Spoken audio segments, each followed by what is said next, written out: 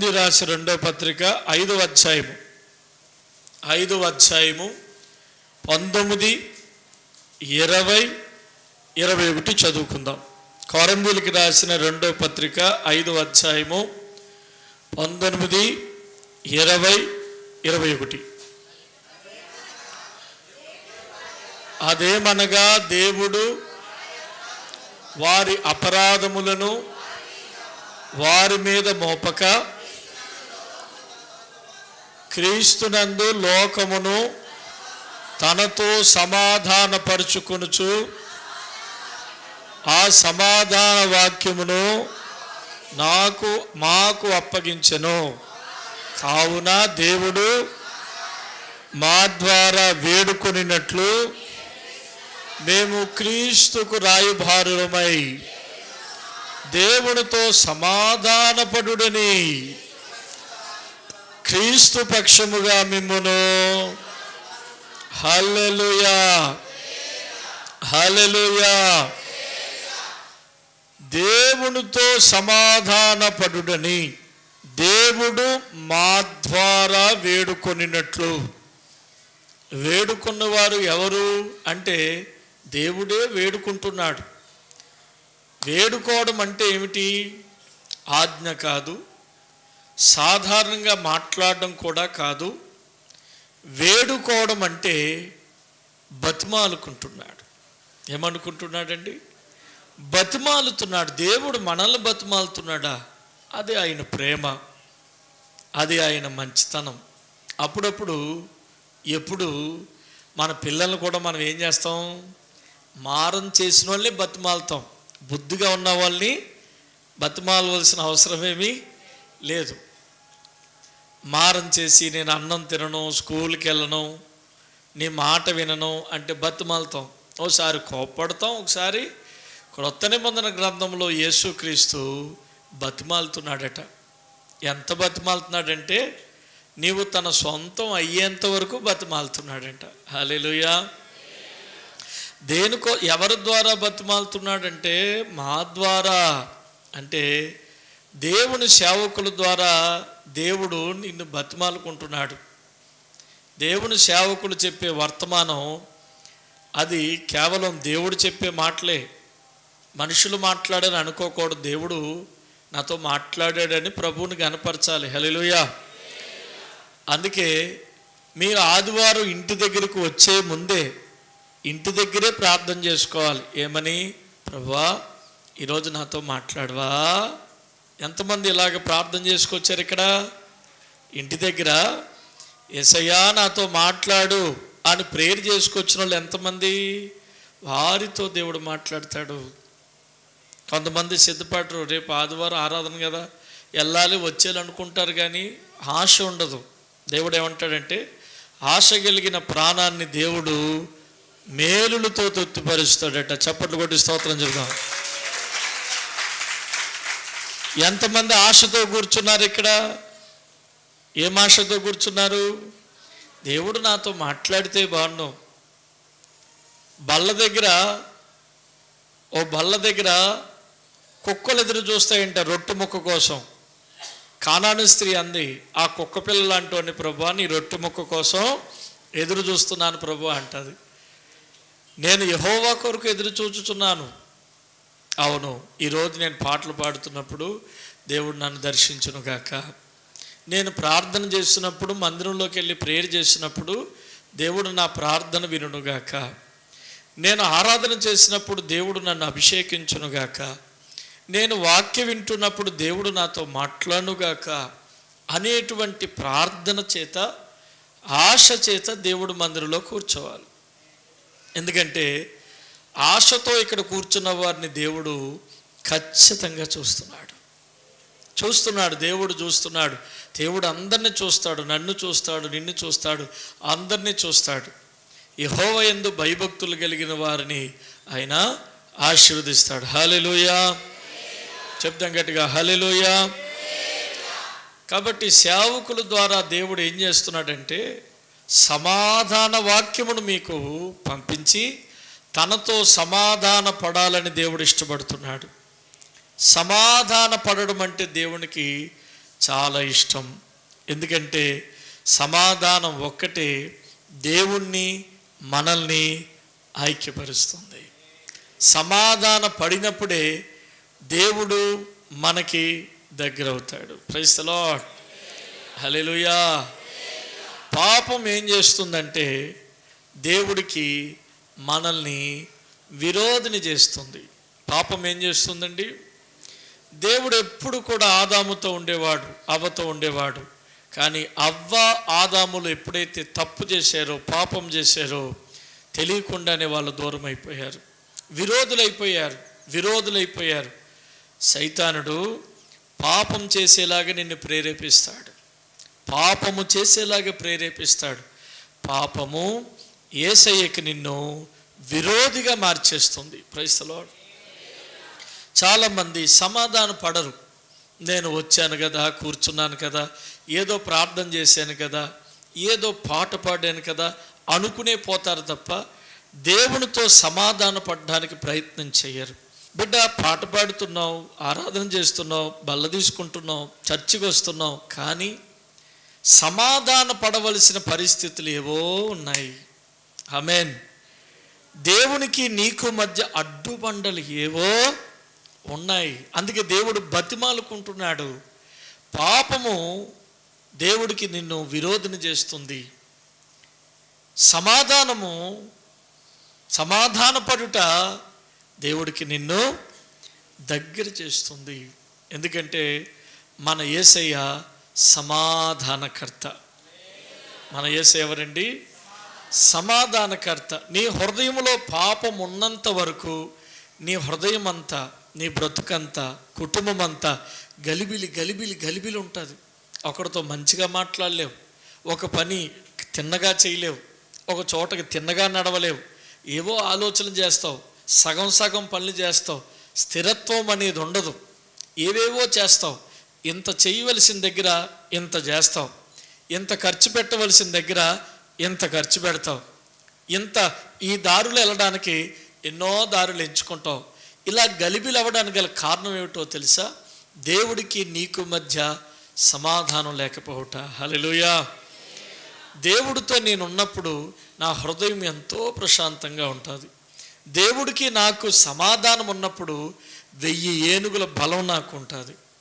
దేవుడికి నాకు మధ్య ఏదో అడ్డురాయి ఉండి సమాధానం లేని పరిస్థితి వచ్చినప్పుడు ఏదో గజిబిజి, ఏదో అలజడి. హల్లెలూయా.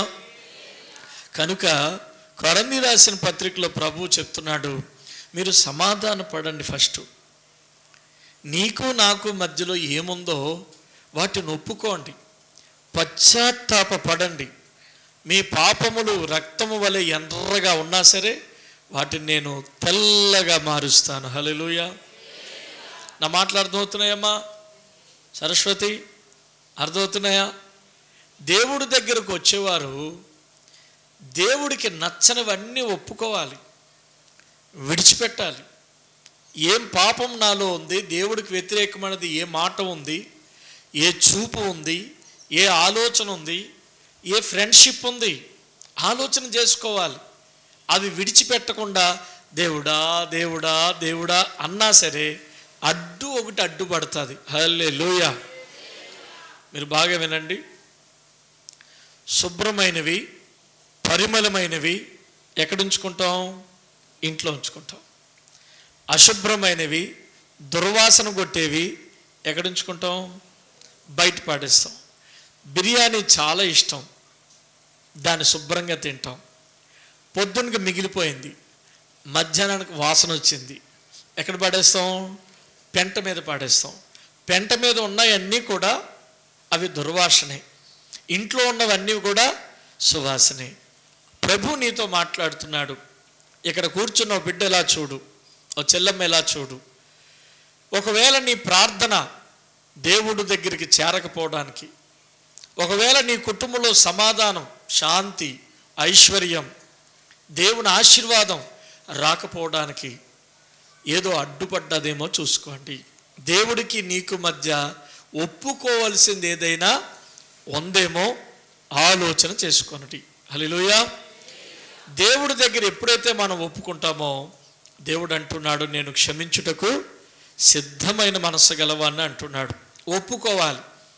మనుషులకు కనబడవేమో కానీ నువ్వేంటో, నీ మాట ఏమిటో, నీ ఆలోచన ఏమిటో, నీ బతుకేమిటో, నీ ఫ్యామిలీ ఏమిటో, ఎప్పుడెప్పుడు ఏమున్నాయో అన్నీ దేవుడు చూస్తున్నాడు. చెప్తాం గట్టిగా, అన్ని ప్రభువు చూస్తున్నాడు. ఆయనకి దాచేదేమి, ఆయనకి మరుగు చేసేదేమి లేదు. అందరూ అనుకుంటున్నారు ఈ పాపం చేసిన అమ్మాయిని రాళ్ళెట్టి కొట్టి చంపేద్దాం, రాళ్ళు వేసేద్దాం అనుకున్నారు. యేసు ప్రభు దగ్గర తీసుకొచ్చి అంటున్నారు, పాపం చేసింది అంటున్నాడు. దేవుడు చెప్పేది ఒకటే, వేలు పెట్టి చూపించే మనం, ఒకళ్ళ మీద వేలు పెట్టి చూపించే మనం, 4 ఏళ్ళు ఎవరు చూపిస్తున్నాయి? మనకే చూపిస్తున్నాయి. ముందు మీరు చూసుకోండి, మీ హృదయాన్ని చూసుకోండి, ఏముంది మీ హృదయంలో ఏముందో ఆలోచన చేసుకోమంటున్నాడు. బోధకుడా, ఈమె పాపము చేస్తూ పట్టబడ్డది కనుక ఈమెకి ఎటువంటి శిక్ష వేయాలి? మన ధర్మశాస్త్ర ప్రకారం ఈమెని రాళ్ళు పెట్టి కొట్టి చంపాలి అన్నప్పుడు దేవుడు అన్నాడు, సరే అలాగే చేయండి, కానీ మీలో పాపము లేనివాడు మొట్టమొదట వచ్చి రాయేయండమ్మా అన్నాడు. సరే వద్దామని వచ్చినప్పటికీ యేసు ప్రభు ముఖకాంతిలో వారి పాపములన్నీ కనబడుతున్నాయి. హల్లెలూయా. కాబట్టి I am perfect, I am right, నాలో ఎటువంటి లోపం లేదు అని అనుకోకండి.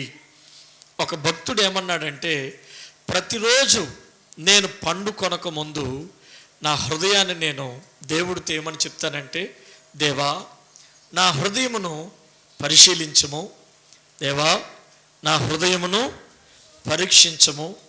ఆ రిలేషన్ అనేది, దేవుడితో ఆ రిలేషన్ అనేది మెయింటైన్ చేయడం మనకి ఎంతో ఆశీర్వాదం. Praise the lord.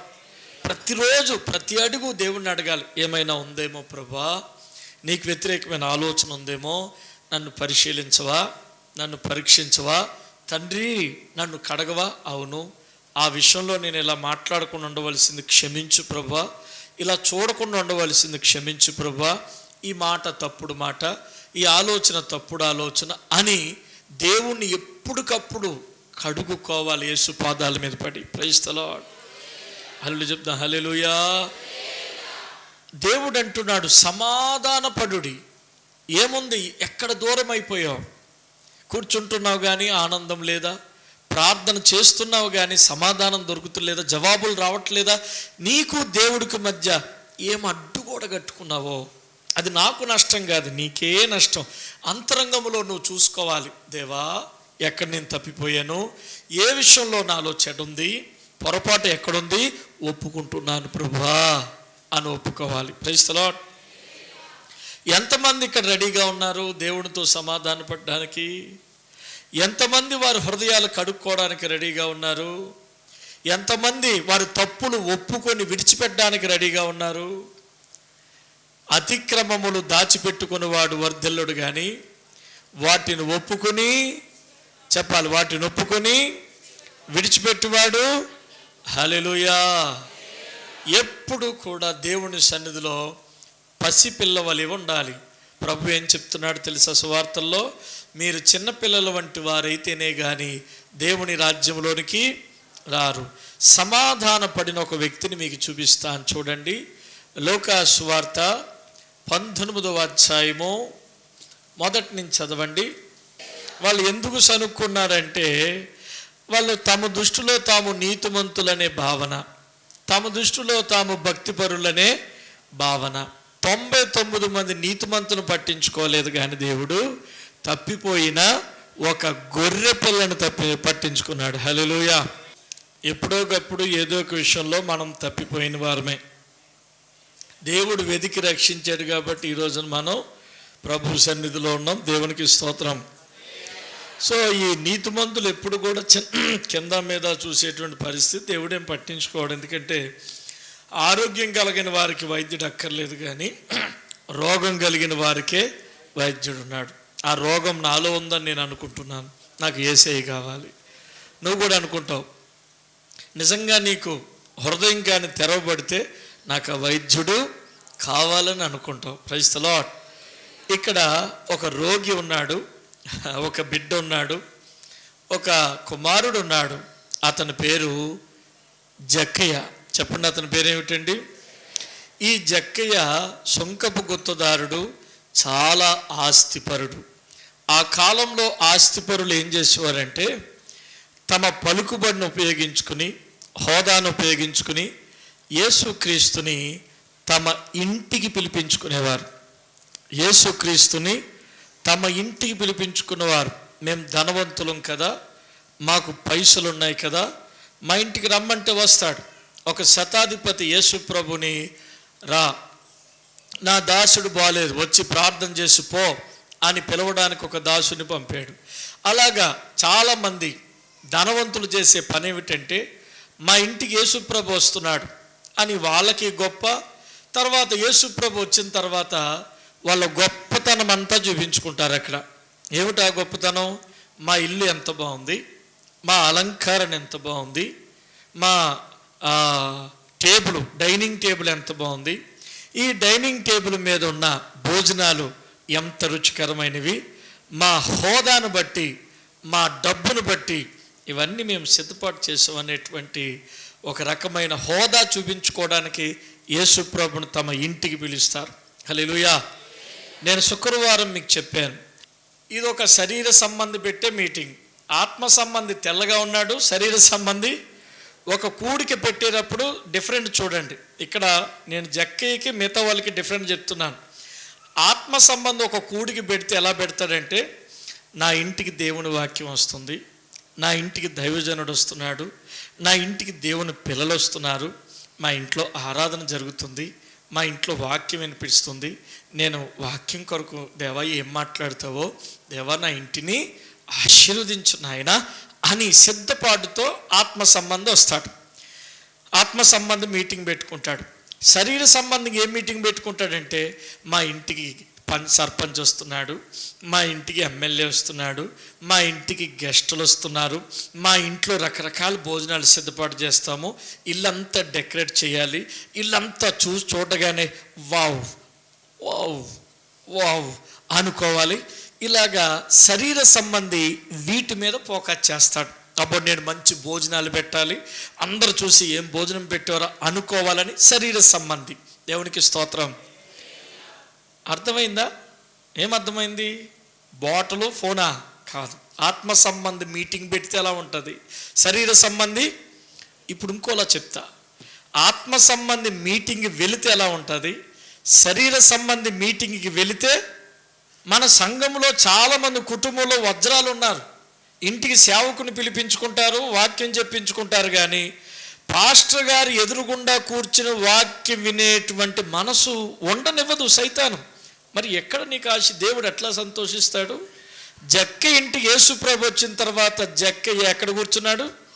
పాదాల దగ్గర. హల్లెలూయా. మార్తా మరి ఇంటికి యేసు ప్రభు వచ్చిన తర్వాత మరియ ఎక్కడ కూర్చుంది? నీ ఇంట్లో ప్రార్థన పెట్టినప్పుడు నువ్వు కింద బిజీగా ఉంటావు.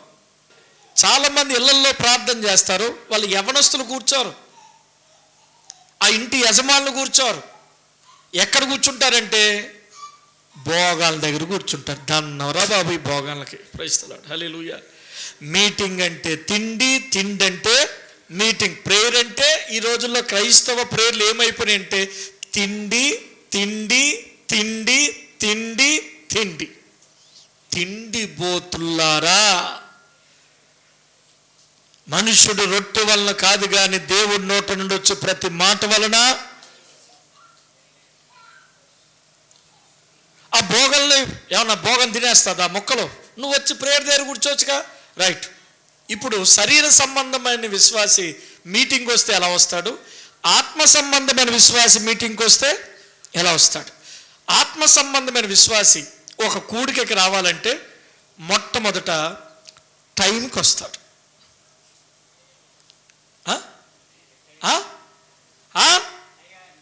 టైంకి వచ్చినాడంటే వీడు ఎంతో దేవుడికి దగ్గర ఉన్నాడని అర్థం. టైం కానీ టైంలో వస్తున్నాడంటే వీడు తేడా క్యాండిడేట్ అని అర్థం. అంటే తేడా క్యాండిడేట్ అంటే వీడి భక్తి లేదు వీడికి. దేవుని పిల్లలు ఎప్పుడు సమయం పాటిస్తారు. ఏది ఏది ఏం పాటిస్తారు? సమయం. ఒక ఆత్మ సంబంధం విశ్వాసి దేవుడి మందిరానికి వచ్చినప్పుడు దేవుడు నాతో మాట్లాడితే బాను ప్రభా, ఈరోజు మా అయ్యగారిని మీరు దర్శించి నాతో మాట్లాడి ప్రభా, నేను పాటలు పాడాలి ప్రభా, ఒక పాటకు ఛాన్స్ నా పాస్టర్ గారు ఇస్తే బాను, ప్రార్థన చేస్తే బాను అని మనసు నిండా నింపుకొని వస్తాడు ఆత్మ సంబంధం విశ్వాసి. శరీర సంబంధం విశ్వాసి ఎలా వస్తాడు తెలుసా? భోజనాలు ఉన్నాయా లేవురా? ఉన్నాయి. రేయ్, ప్రార్థన అయిపోయిన తర్వాత ఫోన్ చేయి. ఎప్పుడట? ప్రేయర్ అయిపోయిన తర్వాత ఫోన్ చేయి. కళ్ళు మూసుకునే టైంలో వచ్చేసి అలా కూర్చుంటాను. పాస్టర్ గారు వచ్చినప్పటికి కళ్ళు తెరిచినట్టు నేను ఉంటాను. ఎప్పుడు వస్తాడు వీడు? లాస్ట్ టైంలో వచ్చి కూర్చుంటాడు. దేనికి వస్తాడు? ఎంతసేపు చెప్తాడు రా వాక్యము, ఎంతసేపు చెప్తాడు? ఓ బాబు, భోజనాలు టైం అవట్లేదు, ఈ భోజనాలు తగలెట్ట, భోజనాలు టైం అయిపోవట్లేదా, భోజనాలు టైం అయిపోవట్లేదా, భోజనాలు టైం అయిపోవట్లేదా, భోజనాలు ఎంతసేపు చెప్తాడు రా వాక్యం. శరీర సంబంధం విశ్వాసి కూర్చుంటాడు, మీటింగ్లో కూర్చుంటాడు, కానీ బుర్రంతా ఎక్కడో ఉంటుంది, ఎక్కడెక్కడో తిరుగుతుంది, ఎక్కడెక్కడో తిరిగి తిరిగి తిరిగి తిరిగి తిరిగి తిరిగి ఈ పక్క చూస్తాడు, ఈ పక్క చూస్తాడు, ఈ పక్క చూస్తాడు, ఈ పక్క చూస్తాడు. బుర్రలో పేన్లు ఉన్నాయి లేదో గోక్కుంటాడు, గిల్లుకుంటాడు. వాక్యం ఒక్క మొక్క కూడా అర్థం కాదు వీడికి. దేవునికి స్తోత్రం. 4 సార్లు పోతాడు. హల్లెలూయా. పోతాడు, వస్తాడు, ఏమీ అర్థం కాదు. శరీర సంబంధమైన విశ్వాసి కదా. ఆత్మ సంబంధ విశ్వాసికి టైమే తెలియదు. ఇంకాస్త చెప్తే బాగుంది, ఇంకాస్త చెప్తే బాగుంది అంటుకుంటారు. దేవునికి స్తోత్రం. నువ్వు శరీర సంబంధివా, ఆత్మ సంబంధివా? శరీర సంబంధమైన మనసు మరణం, ఆత్మ సంబంధమైన మనసు నిత్య జీవం. హల్లెలూయా. రోమాపత్రిక 8వ అధ్యాయం 1-16 వచనాలు చదవండి. ఆత్మ సంబంధికి శరీర సంబంధికి డిఫరెన్స్ తెలుస్తుంది. గట్టిగా చెప్తాం హల్లెలూయా. ఇప్పుడు ధనవంతులు తమ ఇంటికి యేసుప్రభుని పిలుచుకుంటారు. ఈ జక్కయ్య ధనవంతుడే, బాగా క్యాష్ పార్టీ, బాగా డబ్బున్నవాడు. కానీ డబ్బు ఎలా సంపాదించాడు అన్నది పక్కన పెట్టేద్దాం. హల్లెలూయా. అతనుకున్న పాపం ఏమిటంటే అతని సంపాదనే అతనికి అంటుకున్న పాపం. డబ్బు ఉంది, డబ్బు సంపాదిస్తున్నాడు. ఎలా సంపాదిస్తున్నాడు అంటే అక్రమ సంపాదన. హల్లెలూయా. మళ్ళా వినండి, వాక్యానికి విరుద్ధంగా నువ్వు ఎంత సంపాదించినా అంతకంత కొట్టుకుని పోతుంది. అది ఏమాత్రం డౌట్ లేదు, ఏమాత్రం అనుమానం లేదు. వాక్యానికి వ్యతిరేకంగా నువ్వు సంపాదించొద్దు. మన గంజి నీళ్ళు తాగినా పర్వాలేదు. అక్రమ సంపాదన వద్దు. చాలామంది మేడలు, మిద్దులు, అవి ఇవి కార్లు, బంగళాలు, ఒళ్ళిండా బంగారాలు ఎలా వచ్చినాయి? కష్టపడి నువ్వు సంపాదిస్తే దట్ ఇస్ గ్రేట్. కానీ వంకరగా సంపాదిస్తే అది నీ పిల్లలకు కూడా శాపమే. దేవుని గట్టిగా స్తోత్రం చెప్తాం. అతని సంపాదన అతనికి పాపాన్ని తీసుకొచ్చేలా చేసింది. కానీ ఏమైనా ఏసంటే అతనికి ఇష్టం. ఏసంటే చెప్పాలి, ఏసంటే ఇష్టం. యేసు ప్రభుని చూడడానికి వెళ్ళాడు. చాలామంది జనాలు ఉండడం కారణం చేత వెళ్ళలేకపోయాడు. కానీ ఆశ చావలేదు. అక్కడ మేడి చెట్టు ఉంది. మేడి చెట్టు ఎక్కి చూస్తున్నాడు. దేవుడు హృదయములో వాంఛగలిగిన వారిని దేవుడు దృష్టిస్తాడు. మనుషులు పై రూపమును చూస్తారు. దేవుడు ఎవరు ఏ బాధలతో వచ్చారో, ఎవరు ఏ ఆశతో వచ్చారు, ఎవరు ఏ పాపముతో వచ్చారు, ఎవరు ఏ మనసుతో ఉన్నారో దేవుడికి అన్నీ తెలుసు. స్తోత్రం. నా కష్టాన్ని దేవుడు చూడట్లేదేమో అని ఎప్పుడు అనుకోకు. నువ్వు పైకి నవ్వుతూ ఉన్నా హృదయంలో ఎంత బాధ ఉందో దేవుడికి బాగా తెలుసు. నువ్వు పైకి బాగా కూర్చున్నా లోపల నీ హృదయం ఎంత నలిగిపోతుందో దేవుడికి అన్నీ తెలుసు. మేడి చెట్టు మీద ఉన్న జక్కయ్య తెలుసు. జక్కయ్య గుండెల్లో ఉన్న ప్రతి విషయం కూడా దేవుడికి తెలుసు. హల్లెలూయా. ఆయనకు సమస్తము మరుగై ఉన్నది. ఆయనకి ఎవరు ఏమీ, సమస్తము బయలుపరచబడి ఉన్నది. ఆయనకి ఎవరు ఏమీ చెప్పనవసరం లేదు. ఎవరి గురించి ఎవరు బోధించనవసరమేమి. నా గురించి తెలుసు, నీ గురించి తెలుసు. దేవునికి స్తోత్రం. వెళ్ళి చెప్పాడు. ఏమని చెప్పాడంటే, జక్కయ్య అన్నాడు, త్వరగా దిగు, నేడు నీ ఇంటికి రావలసి ఉన్నదన్నప్పుడు జక్కయ్య చాలా సంతోషముతో యేసు ప్రభును తన ఇంటికి చేర్చుకున్నాడు. దేవునికి స్తోత్రం. యేసు ప్రభు జక్కయ్య ఇంటికి వచ్చినప్పుడు జక్కయ్య నిలవబడి ఏమన్నాడంటే, 8వ వచనం చదవండి. జక్కయ్య నిలవబడి, ఇదిగో ప్రభువా, నా ఆస్తిలో సగము బీదలకు ఇచ్చుచున్నాను. నేను ఎవని యొద్ద నేను అన్యాయముగా దేనినైనా నువ్వు తీసుకుని ఎడలా చెల్లింతునని ప్రభుతో చెప్పాను. దేవునికి స్తోత్రము. గట్టిగా చెప్తా హల్లెలూయా. బిడ్డలారా, యేసు ప్రభు జక్కయ్య ఇంటికి ఉన్నాడు. జక్కయ్య ఎక్కడున్నాడు? యేసు ప్రభు దగ్గర ఉన్నాడు. ఓ జక్కయ్య, నువ్వు పలానా పాపం చేస్తున్నావు అని యేసు ప్రభు ఏమైనా చెప్పాడా? ఏమీ చెప్పలేదు. నీలో పాపం ఉందని దేవుడు చెప్పాడా? చెప్పలేదు. యేసు ప్రభు జక్కయ్య ఇంటికి వచ్చినా, యేసు ప్రభు దగ్గరే జక్కయ్య నిలబడినా ఎందుకో హృదయాలు కలవట్లేదు. జక్కయ్య హృదయం యేసు ప్రభు హృదయం కలవట్లేదు. ఏదో అడ్డుపడుతుంది. ఎంత ఫ్రీగా మాట్లాడినా ఏదో నర్వస్గా ఫీల్ అవుతున్నాడు, ఏదో గిల్టీగా ఫీల్ అవుతున్నాడు, ఏదో అడ్డు తగిలినట్టు ఫీల్ అవుతున్నాడు. ఏంటో అర్థం కావట్లేదు.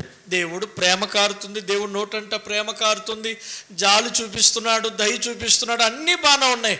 కానీ ఎక్కడో లోపం ఉన్నట్టు అనిపిస్తుంది.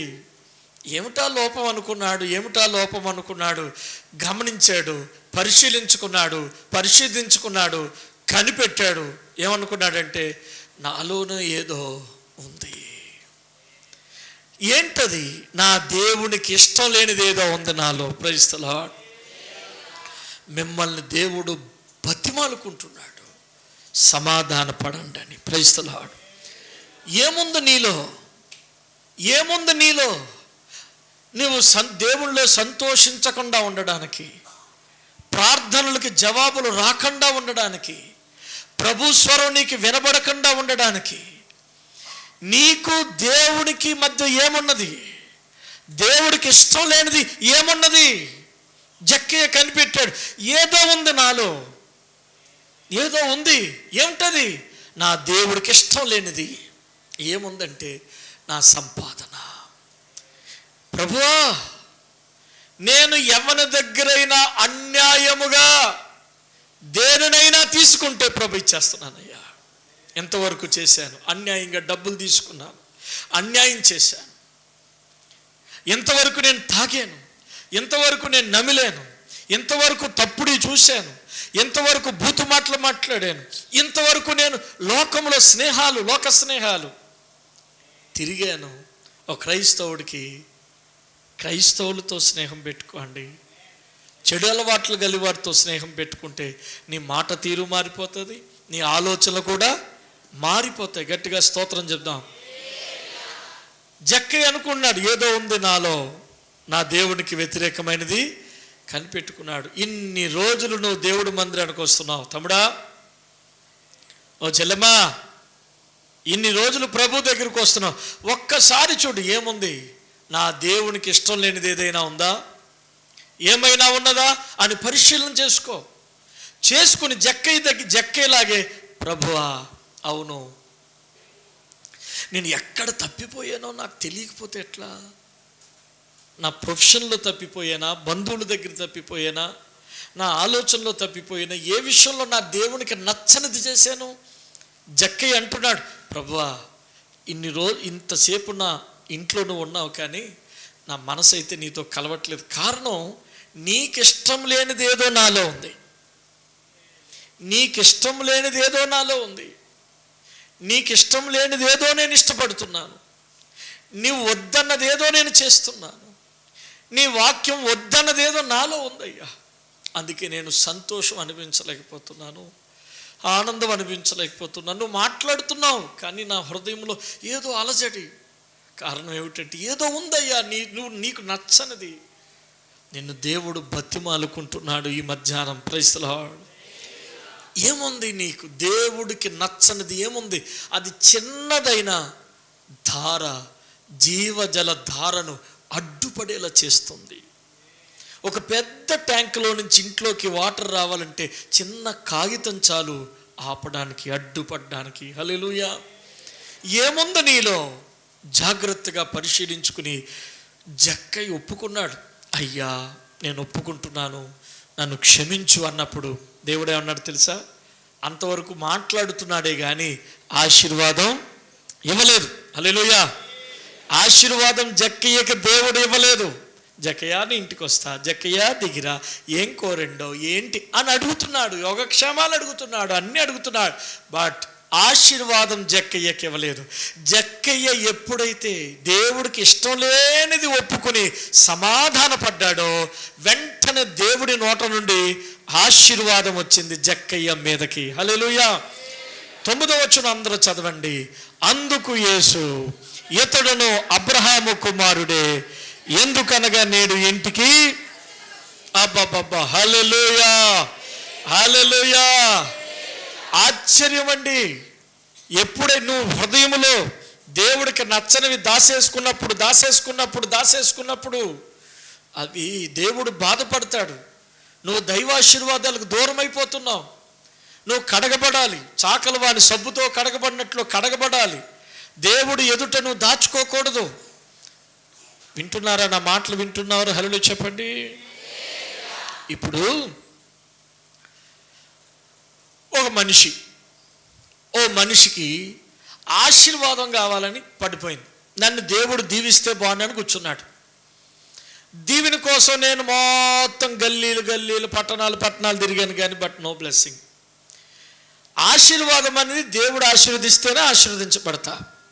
అబ్రహామును ఒంటి కర్రతో వచ్చాడు. దేవుడు అన్నాడు, నేను నిన్ను నిశ్చయముగా ఆశీర్వదిస్తానన్నాడు. జనములకు తండ్రి అయిపోయాడు. ఇస్సాకును దేవుడు ఆశీర్వదించాడు, క్రమక్రమంగా ఆశీర్వదించాడు. పట్టిందల్లా బంగారం అయిపోయింది. యోసేపు ఎక్కడికి వెళితే అక్కడ దీవెన. అంటే దీవెన అనేది దేవుని ద్వారా రావాలి, నా జ్ఞానం వల్ల కానీ నా కష్టం వల్ల కానీ రాదని. ఓ రాత్రి ఓ చాపేసుకున్నాడు. మోకాళ్ళ మీద నిలబడి ఒకటే ప్రార్థన. ఏమిటి?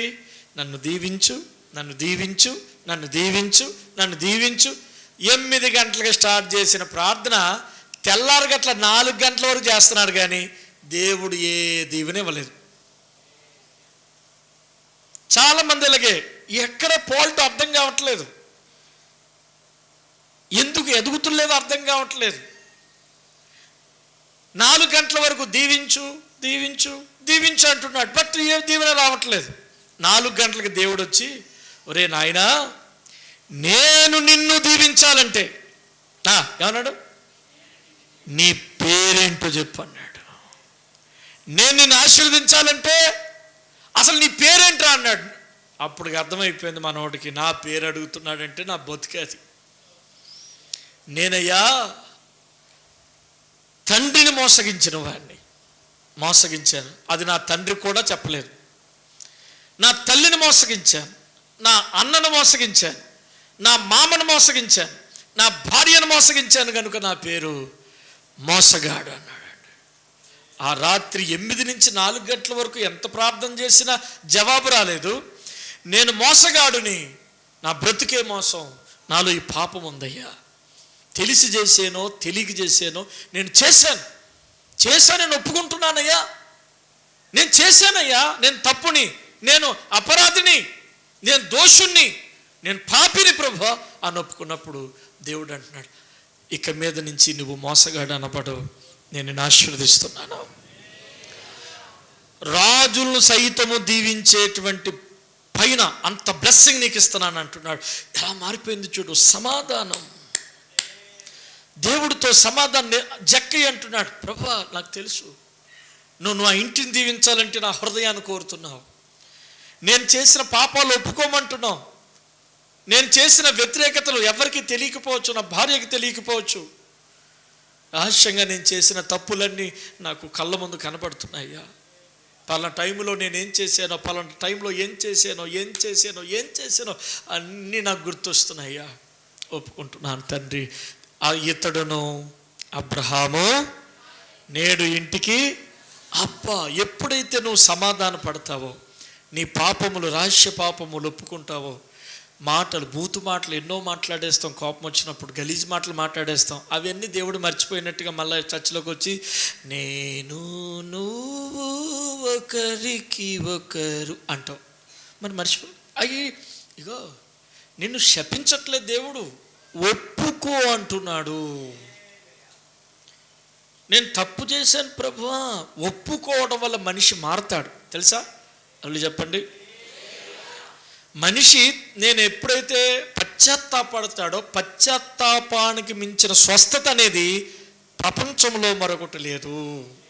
రక్షణార్థమైన ఆత్మ సంబంధమైన దుఃఖము రక్షణార్థమైన మారు మనసు కలుగు చేస్తుంది. హల్లెలూయా, హల్లెలూయా. నీకు సిగ్గుపడతారు చాలామంది. నువ్వు అందరిలో నీ పాపములు ఒప్పుకో నేను అంటలేదు. నీ ఇంటిలో ఉండి నీ దేవుడు పాదాల దగ్గర నీవు ఏమేమి తప్పులు చేసావో సమాధానపడు అంటున్నాను. హల్లెలూయా. సమాధాన పడనంత వరకు జక్కయ్యకి దీవెన రానట్టుగా, యాకోబు మీదకి ఆశీర్వాదం రానట్టుగా నీకు నీ బిడ్డల మీదకి దైవ వచనం రాదు. అది మర్చిపోయావు, నువ్వు మర్చిపోయావేమో. 21 సంవత్సరాల క్రితం చేసిన తప్పును కూడా దేవుడు ఆ రాత్రి ఎత్తి చూపుతున్నాడు. కమాన్, వీటిని అన్నిటి ఒప్పుకో. ఎప్పుడో చేసిన తప్పు కదా, ఎప్పుడో చేసిన పాపం కదా. సమాధానపడు. ఎప్పుడైతే నువ్వు పశ్చాత్తాపడతావో క్రొత్త మనసు నీకు వస్తుంది. బిడ్డలారా, పశ్చాత్తాపం, నేను తప్పు చేశాను అనేటువంటి ఆ పశ్చాత్తాపం నీలో వస్తే అదే నూతన మనస్సు. ఒక మాట చెప్పనా, ఎవడైనను క్రీస్తు యేసునందున్న ఎడల వాడు నూతన సృష్టి, ఇవిగో పాతవి గతించను, సమస్తము క్రొత్తవాయను. చప్పట్లు కూడా దేవునికి స్తోత్రం చేద్దాం. అసలు బైబిల్లో సమాధాన పడడానికి ఒక బెస్ట్ ఎగ్జాంపుల్ ఎవరంటే లూకా సువార్త 15వ అధ్యాయము 16 నుంచి చదవండి. దేవుడు బతిమాలుతున్నాడు. నువ్వు ఎక్కడ తప్పిపోయావో, ఏ విషయంలో దేవునికి వ్యతిరేకంగా ఉన్నావో, ఏ నలక ఉందో, ఏ ఆలోచన ఉందో, ఏ తలంపు ఉందో, అక్కడికక్కడే తప్పిపోయిన కుమారుడు బుద్ధి వచ్చి, నా తండ్రికి నేను వ్యతిరేకంగా తప్పు చేస్తుని, నా పరలోక తండ్రికి పరలోక విధానానికి తప్పు చేస్తుని, అయ్యో ప్రభువా నీ పాదాల మీద పడతానని తిరిగి వెళుతున్నప్పుడు ఎంత అద్భుతం జరిగిందండి. హల్లెలూయా. నువ్వెవరు అంటే దేవునికి కుమారుడివి, దేవుని కుమార్తెవి. అసలు ఈ కుమారుడు చేసిన తప్పేమిటో తెలుసా? ఈ తప్పిపోయిన కుమారుడు చేసిన తప్పేమిటంటే తప్పిపోవడమే. ఈ కుమారుడు చేసిన తప్పేమిటంటే తండ్రి మీద తిరుగుబాటు చేశాడు. హల్లెలూయా. అందరూ చెప్పాలి, ఏం తప్పు చేశాడండి? చెప్పాలి, ఏం తప్పు చేశాడండి? నీది నీదే, నాది నాదే, నువ్వు నువ్వే, నేను నేనే అన్నట్టుగా తండ్రికి వ్యతిరేకంగా దా నీకు నాకు ఎటువంటి సంబంధం లేదు. బిడ్లారా బిడ్లారా బిడ్లారా, దేవుడు మనకి కొన్ని ఆజ్ఞలు, కొన్ని కట్టడాలు, కొన్ని శాసనాలు ఇచ్చాడు. 119వ కీర్తనలో దావీదు అంటాడో, కీర్తన అంతా చదువుకోండి, నేను నీ ఆజ్ఞలు, నేను నీ కట్టడాలు, నీ శాసనములు మరువను అంటాడు. హల్లెలూయా. మనకి భక్తి జీవితంలో కానీ, బాగా వినాలి, భక్తి జీవితంలో కానీ, వ్యక్తిగతంగా నడిచే నడవడికలో కానీ, మన చుట్టూ ఉన్న బాంధవ్యాలు, బంధుత్వాలు, రిలేషన్లో కానీ కొన్ని కట్టడాలు, కొన్ని ఆజ్ఞలు, కొన్ని నిబంధనలు దేవుడే పెట్టాడు. స్తోత్రం. మనుషులు పెట్టినవి కావివి, మనుషులు నేర్చుకున్నవి కావివి. దేవుడే ఇది ఇట్లా, ఇది ఇట్లా, ఈ నడవడికి ఇట్లా అని దేవుడే పెట్టాడు. మానవులుగా ఆజ్ఞలు, కట్టడాలు, శాసనాలకి మనం లోబడుతూ గైకుంటూ ముందుకు వెళ్ళిపోతూ ఉండాలి. Praise the Lord. ఆయన పెట్టిన ఆజ్ఞ ఏమిటి అని అంటే, నేను తప్ప మీకు వేరొక దేవుడు ఉండకూడదు అని అంటాడు. వింటున్నారా? మన తండ్రి, గొప్ప తండ్రి, మన యేసు తండ్రి. హల్లెలూయా.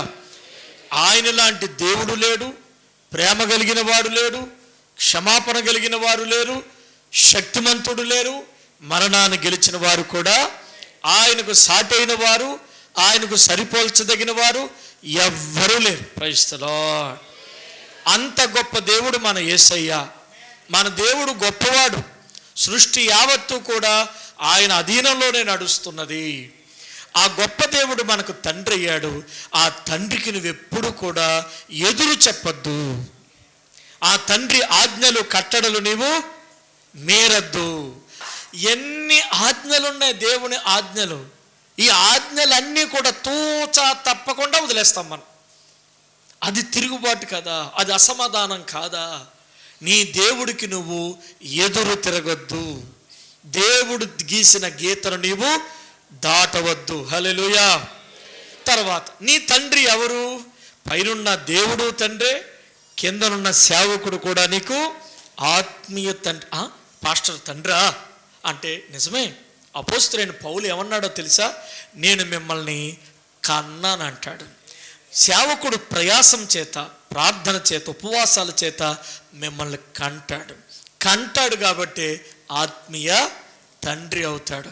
ఈ తప్పిపోయిన కుమారుడు తన తండ్రికి ఎదురు చెప్పినట్లుగా చాలామంది రోజుల్లో ఆత్మీయ తండ్రికి, ఆత్మీయ తల్లికి ఎదురెదురు చెప్పి కొట్లాడి, కమిటీలు పెట్టి, మీటింగులు పెట్టి, పంచాయతీలు పెట్టి వెళ్ళిపోతూ ఉన్నారు. ఈయన తప్పేమిటంటే, ఆత్మీయ తండ్రి పాస్టర్ గారు అంటే ఎప్పుడు మమ్మల్ని పొగడాలి,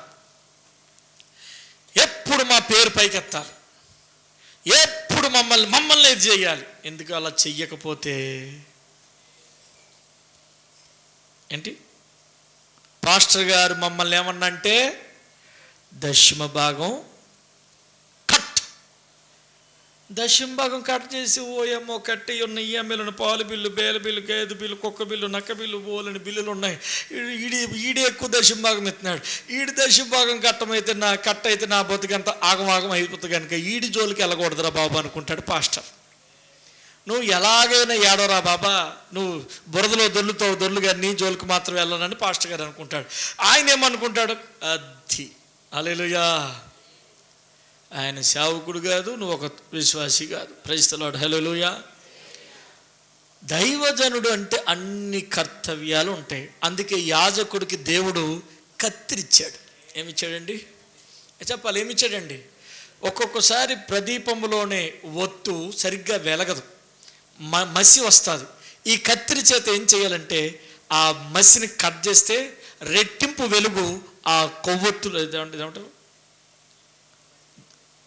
ఆ పత్తిలోంచి వస్తుంది. హల్లెలూయా. కాబట్టి దైవజనుడు కానీ, దేవుని యొక్క సంఘములో ఉన్న పెద్దలు కానీ, సేవకురాలు కానీ వ్యతిరేకమైన ఆలోచన మీలో ఉంటే తీసేసుకుని సమాధాన పడండి.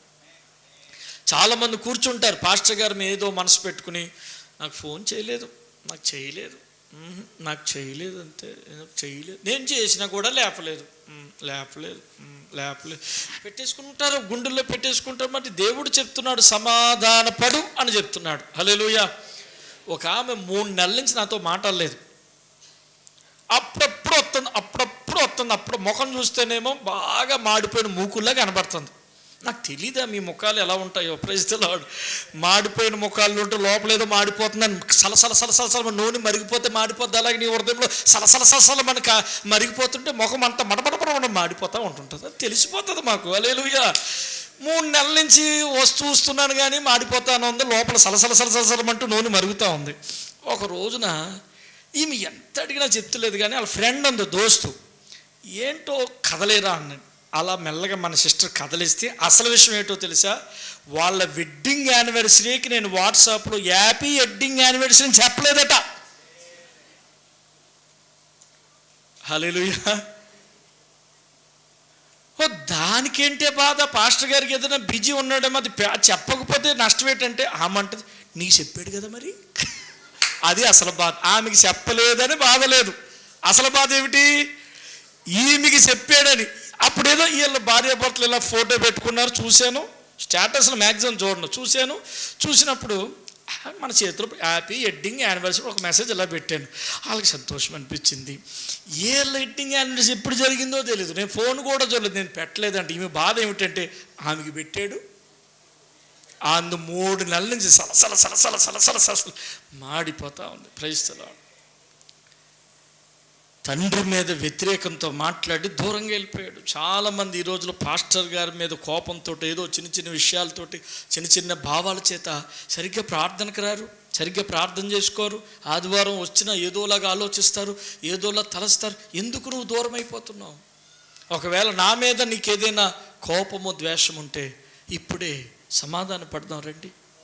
తల్లి తండ్రి, ఈ తప్పిపోయిన కుమారుడు చేసిన తప్పు ఏమిటంటే పరమునున్న తండ్రికి వ్యతిరేకంగా మాట్లాడడం, సంఘములో ఉన్న క్రమానికి వ్యతిరేకంగా మాట్లాడు. కుటుంబాలు ఉన్నాయి, నీకంటూ ఒక కుటుంబం, ఓ తల్లి ఉంది, ఓ తండ్రి ఉన్నాడు, భార్య ఉంది, భర్త ఉన్నారు, పిల్లలు ఉన్నారు. ఈ బంధాలని వాక్యం మీద కట్టుకోవాలి. దేవుని గట్టిగా స్తోత్రం చెప్పుకొచ్చినారు. హల్లెలూయా.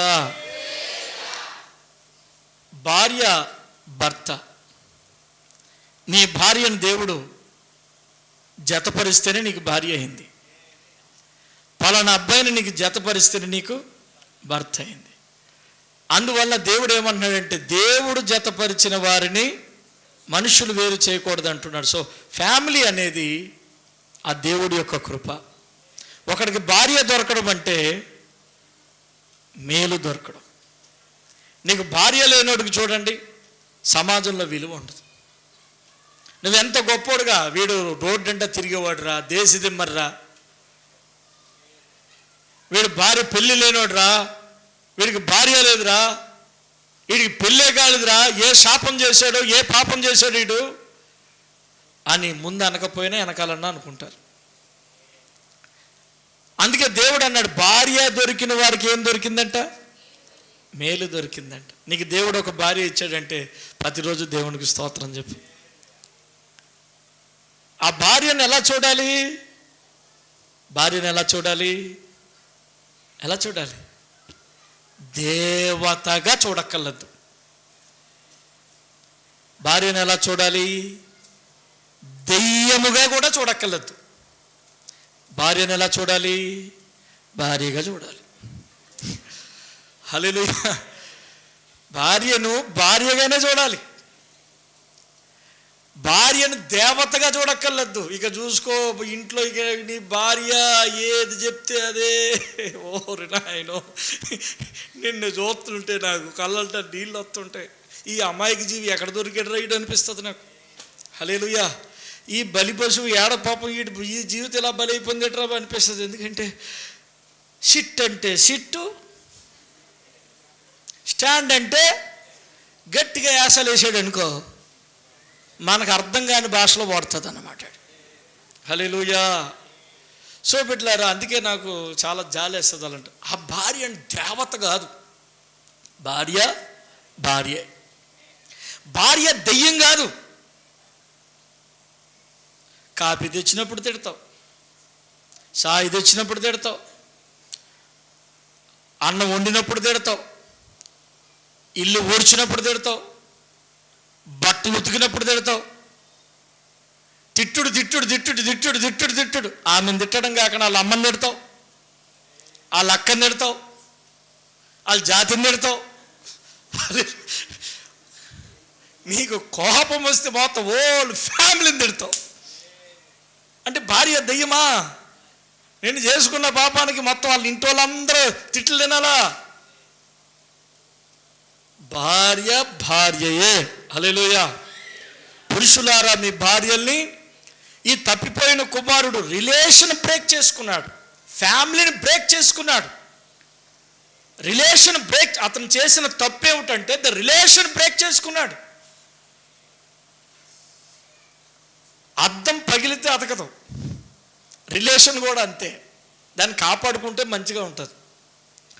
కొన్ని చెడ్డ రిలేషన్స్ ఉంటాయి, మనం అంటే పడని, లేకపోతే మన మీద రకరకాల వ్యర్థమైన వాళ్ళకి దూరంగా ఉండడం మంచిది. హల్లెలూయా. బాగా వినండి. కానీ ఇక్కడ నీ తల్లి, నీ తండ్రి, నీ భార్య వెరీ వెరీ ఇంపార్టెంట్. మంచిగా ఉన్నా చెడ్డగా ఉన్నా తప్పదు మనకి. Praise the lord.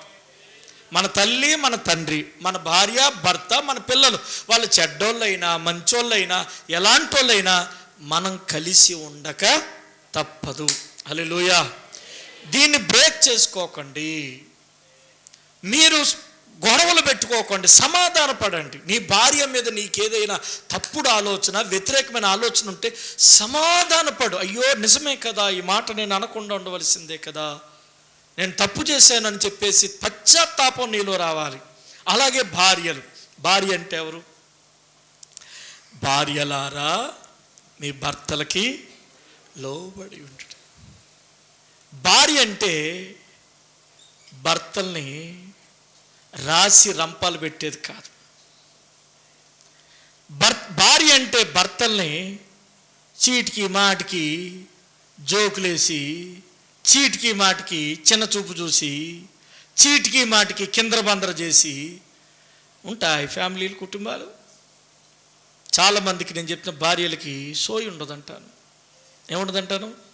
సోయి ఉండదంటాను. అరే భర్తతో ఎలాగ మాట్లాడాలో తెలియదు నీకు. అరే భర్తను ఎలా గౌరవించాలో తెలియదు నీకు. నీ తల్లి అయినా నేర్పాలి, లేకపోతే నీ తండ్రి అయినా నేర్పాలి. ఒక ఇంట్లోకి వెళ్ళినా ఒక భర్తతో ఎలా, భర్త అంటే నీ శిరస్సమ్మా. నీ భర్త మంచిగా ఉంటే నీ తల పైకి ఎత్తబడుతుంది. నీ భర్తకి నువ్వే అవమానం చేకూరిస్తే నీ తలలో అది నీకు అవమానం కదా, నీకు ఎక్కడ గౌరవం? రోజు మాట్లాడితే గొడవకు సై అంటావు, ఏదో ఒకటి తీస్తావు. పాత క్రీస్తు పూర్వం 1930 సంవత్సరాల క్రితం జరిగింది మొత్తం లాగుతావు. అప్పుడు ఇట్లా ఇప్పుడు ఇట్లా లాగుతావు. అన్నం పెడతావు, అన్నం పెట్టిన అన్నం సమాధానంతో తినేటువంటి పరిస్థితి కూడా తీసుకురావు. నిలబడతాయి. హల్లెలూయా. ఫ్యామిలీలు నిలబడతాయి. కుటుంబాలకి నీకు లక్షలు ఉంటే ఉపయోగం లేదు, లక్షణం ఉండాలి. లక్షలు కాదు కావాల్సింది, లక్షణం ఉండాలి, బుద్ధి ఉండాలి. తన భర్త ఎలా ఉండు, అణుకు ఉండు. నీ భార్య భర్తతో అణుకు కలిగి ఉండు, భయము కలిగి ఉండు. నీ నేర్పుతారు తల్లిదండ్రులు వచ్చి ఇట్లా చేసుకో అట్లా చేసుకో 10 నేర్పుతారు నీకు. ఎవరు నేర్పుతారు నీకు? నీకు తెలియాలి, జ్ఞానం ఉండాలి. చిన్నపిల్లల మీకు నడక నేర్పడానికి పెద్దవాళ్ళు అయ్యారు మీరు. నీ ఫ్యామిలీలో నీ భర్తతో ఏమిటి నీ కొట్లాట? ఇంట్లోకి వచ్చిన పురుషుడికి సమాధానం ఇవ్వాలి భార్య. బుర్రలు తినకూడదు. ఇది ఇల్లా నరకం అనేటువంటి బయటికి వెళ్ళేటువంటి పరిస్థితి తీసుకురాకూడదు. చెడ్డోడు కావచ్చు, దుర్మార్గుడు కావచ్చు. మీ మంచి ప్రవర్తన చేత భర్తలను మార్చుకోండి. భర్తలు మీ ప్రేమను చూపించండి అమ్మా. మీ ప్రేమను చూపించి మీ భర్తల్ని మార్చుకోండి, మంచివారుగా మార్చుకోండి. దేవుని గట్టిగా స్తోత్రం చెప్తాం. సో రిలేషన్, దేవుడిచ్చిన భార్య, భర్త, పిల్లలు అంటే దేవుడిచ్చిన బంధాలు ఇవి. దీన్ని కాపాడుకోవాలి మనం. నీది నీదే, నాది నాదే, నేను పోతా, నేను వస్తా, నేను ఉంటా, నాకు ఇలా చెప్తే నేను రాను కూడా, నేను ఉండను కూడా. తలను తీసుకెళ్ళి గోడ కట్టుకుంటే నీ తల పగులుతుంది కానీ నా తల పగలుతుంది. హల్లెలూయా. నీ తల పగులుతుంది. గోడ తీసి నేను కొట్టుకుంటా అంటే నేను చెప్తాం కొట్టుకోవద్దమ్మా అంటావు. నేను కొట్టుకుంటా, నేను అదే కొట్టుకుంటా, ఇంకా గట్టి కొట్టుకుంటా. నీ ఇష్టం. వీడియో తీస్తాం మేము ఇంకా కావాలితే.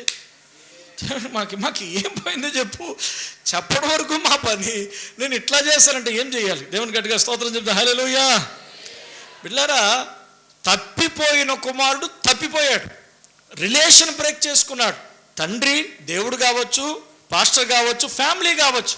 ఓ తల్లి తండ్రి చాలామంది పిల్లలకి అందరికీ చెప్తున్నాను, నీ తల్లిని తండ్రిని సన్మానిస్తే దీర్ఘాయుష్మంతుడు అవుతావు. మన తల్లిదండ్రులకు బొవ్వెట్టాం, అత్తామామలు మాత్రం నెత్తి మీద పెట్టుకుంటాం. తల్లిదండ్రులకు బొవ్వెట్టాం, అత్తమామలు నెత్తి మీద పెట్టుకుంటాం. అత్తమామలు చూడకపో వాళ్ళ కొడుకులు ఉన్నారు, అది నీ తర్వాత విషయం. ఫస్ట్ ఆఫ్ ఆల్ నీ తల్లి నీ తండ్రి. ఆమేన్. నీ తల్లి నీ తండ్రి సన్మానించు, వారిని కూడిపెట్టు, 4 ముద్దలు పెట్టు, అన్నం పెట్టు, భగవంతుడు నిన్ను ఆశీర్వదిస్తాడు. నీ తల్లి తండ్రికి 4 ముద్దలు అన్నం పెట్టు, బట్టలది. నాన్న ఎలా ఉన్నావు, అమ్మ ఎలా ఉన్నావు, టాబ్లెట్లు వేసుకుంటున్నావా, 2 మాటలు మాట్లాడు. హాస్పిటల్ తీసుకెళ్ళు. నువ్వు చిన్నప్పుడు చిన్న జ్వరం వస్తే నీ తండ్రి భుజాల మీద ఎక్కించుకుని హాస్పిటల్ తీసుకెళ్ళేవాడు. ఇప్పుడు నీ తండ్రికి జ్వరం వస్తే ఇదిగో ఈ 10 రూపాయలు తీసుకెళ్ళి గవర్నమెంట్ హాస్పిటల్కి పోయి ట్యాబ్లెట్లు తెచ్చుకో, గోళీలు తెచ్చుకో. బిడ్డ, ఏమిటిది? నా తల్లి నా తండ్రి నన్ను ఎలా చూసేవారు, నన్ను ఎంత ప్రేమించేవాడు. ఇప్పుడు నా తల్లి తండ్రిని, అది నీకు ఆశీర్వాదం. రిలేషన్స్ బ్రేక్ చేసుకున్నాడు తప్పిపోయిన కుమారుడు. తప్పు తెలిసిన తర్వాత అనుకుంటున్నాడు, ప్రభా ఎంత తప్పు చేశానయ్యా. బంధాలు ఉన్నప్పుడు దాని విలువ తెలియదు, కానీ బంధాలు పోయినప్పుడు దాని విలువ అర్థమవుతుంది. ప్రభా ఎంత తప్పు చేశాను తండ్రి. పరలోకమునకు విరోధముగా పాపం చేసి తప్పు తెలుసుకున్నాడు. అదే సమాధానం. Praise the Lord. పాపము దేవునికి నిన్ను దూరం చేస్తే సమాధానం యేసయ్యకు నిన్ను దగ్గర చేస్తుంది. హల్లెలూయా. యేసయ్యకి దేవుడు నిన్ను బతిమాలుకుంటున్నాడు.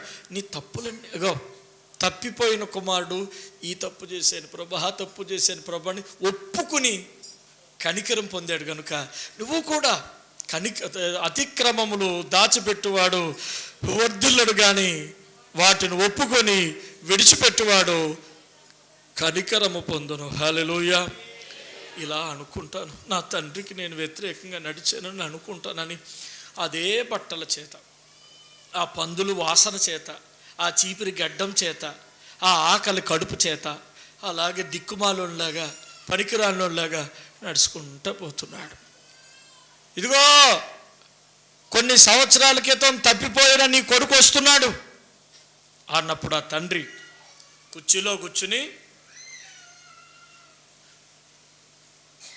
ఎరా మళ్ళా వచ్చావా, నా ఆస్తి అంతా ఏడ తగలబెట్టావురా, నువ్వు సస్తే బాగున్నురా, మళ్ళా ఎందుకు వచ్చావురా, నా పరువు తీసినోడా అన్నాడా. ఎవరైనా సమాధాన పడ్డానికి వచ్చినప్పుడు తప్పులు పైకి లేపకో. యేసు ప్రభులాగా ఉండు. నువ్వు యేసు ప్రభులాగే ఉండు. యేసు ప్రభు ఏమన్నాడు తెలుసా? పరిగెత్తుకుని వెళ్ళి, అరే చిచ్చి ఆ వాసన, దేవుడికి ఆ వాసన లేదు, ఏమి లేదు, ఈ బిడ్డ మీద ప్రేమ ఎక్కువైంది. Praise the Lord. నాయనా నేను పలన వదిలే, నీ హృదయంలో పశ్చాత్తాపడ్డావు, అది నాకు కనబడ్డది. నీ తప్పులు నీకు శిక్ష ఇవ్వాలని నేను కనిపెట్టట్లేదు, తప్పును ఒప్పుకొని నా దగ్గరికి వస్తావని నేను ఎదురు చూస్తున్నాను బిడ్డ అన్నాడండి. హల్లెలూయా. అతడు పశ్చాత్తాప పడకపోతే అక్కడే ఉండేవాడు, ఆ పందుల దగ్గరే ఉండేవాడు. పశ్చాత్తాపడి తండ్రి ఇల్లు కనబడ్డాది, తండ్రి రూపం కనబడ్డాది, తండ్రి ప్రేమ హృదయంలో వెళ్ళిపోతుంది. దేవుడు ఎంతో ప్రేమించి ఉంగరం ఇచ్చాడు, మంచిగా స్నానం చేయించాడు, మంచి బట్టలు ఇచ్చాడు, మంచి చెప్పులు తొడిగించాడు. నా బిడ్డ, హల్లెలూయా. చూసారా, ఎక్కడ నువ్వు తప్పిపోయావో సమాధానపడు. చిన్ని తప్పులే కదా, చిన్ని పొరపాట్లే కదా, వ్యతిరేకతలే కదా, చిన్న మాటలే కదా, భావాలే కదా అని వదిలిపెట్టేస్తే అలా దూరం పెరుగుతానే పోతుంది. దేవుడికి నీకు పెరుగుతానే పోతుంది. ఎప్పుడైతే ఒక్కొక్కటి ఒప్పుకొని తండ్రి అని పశ్చాత్తాపడతావో దగ్గర అవుతానే ఉంటావు దేవుడికి. హల్లెలూయా. దేవుణ్ణి సమాధానపరచునుగాక.